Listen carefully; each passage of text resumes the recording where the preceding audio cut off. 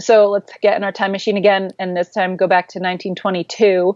And that's when the Colorado River Compact was signed. It's basically a treaty between the upper basin states, which are Colorado, Wyoming, Utah, and New Mexico, and the lower basin states, which is California, Arizona, Nevada.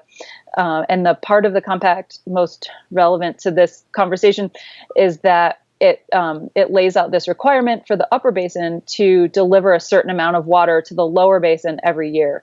And so this is like the ironclad law of the river, where this water, the upper basin has to send it downstream, and it's stored in Lake Powell, which is that giant reservoir on the border of Utah and Arizona, where it's a very popular place to go boating. And if you've been following Western water news at all in the last 2 decades, you're probably familiar with those ubiquitous photos of what they call the bathtub ring in Lake Powell, which shows how water levels have been dropping since about the year 2000 because of this climate change fueled drought.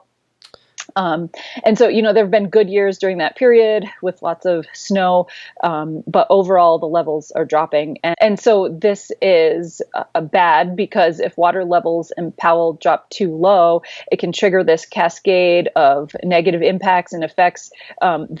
Perhaps the most important of which is that the upper basin it means they're not fulfilling its obligation to the lower basin to deliver the agreed upon water. And so that could trigger a compact call. So the lower basin could say, hey, you're not giving us our water. We're going to impose mandatory cutbacks for the upper basin. And, it's a little more complicated than that, but all the politics involved, but you hear water managers talk about this a lot.